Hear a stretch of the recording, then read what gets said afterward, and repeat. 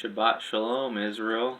Hopefully everyone's enjoying their Sabbath, and I just wanted to share, I'll probably make this into two short videos, but this past week I had the opportunity to watch two ox get yoked together for work, I guess oxen, and it was kind of an interesting demonstration. So if you've never seen this happen before, where they have a lead ox and basically a follower ox, they put this yoke on and they can go around and do work and stuff like that, and how if the lead ox goes right, they go right. If they go left, obviously the following ox has to follow that lead ox. And it reminded me a lot of, obviously, the illusion of the Aleph and Tau, which is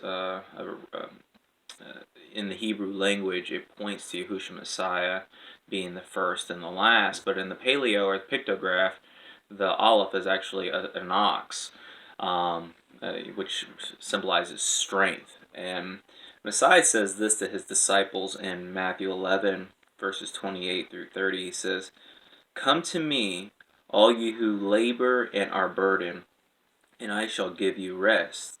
Take my yoke upon you and learn from me. For I am meek and humble in heart, and you shall find rest for your beings.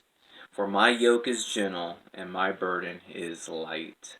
So with Messiah, we actually are taking his yoke. We're yoked up with him for this work. There is work involved, but he's doing most of the work. He is the lead.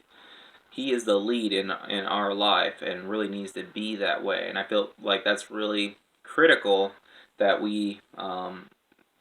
that he is our leader. And this reminds me of a proverb, which is a very popular, famous proverb. We're just reading this morning.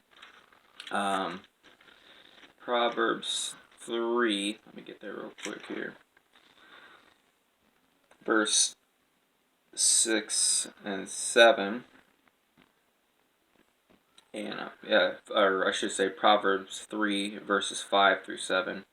"Trust in Yahuwah with all your heart, and lean not on your own understanding. Know him in all your ways, and he makes all your paths straight. Do not be wise in your own eyes.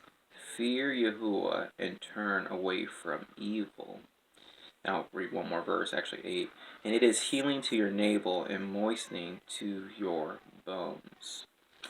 And it's critical on the path of life, if we're yoked up with Messiah, that if we're trying to do our own thing and not follow him, that it's just going to take a lot longer to get where we need to go.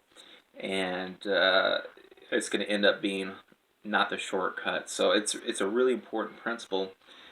And a lot of people a lot of times will say, well, yeah, we're following Messiah. Then their theology teaches them they don't follow Messiah. They say with words, oh yeah, we believe in Messiah, we follow him.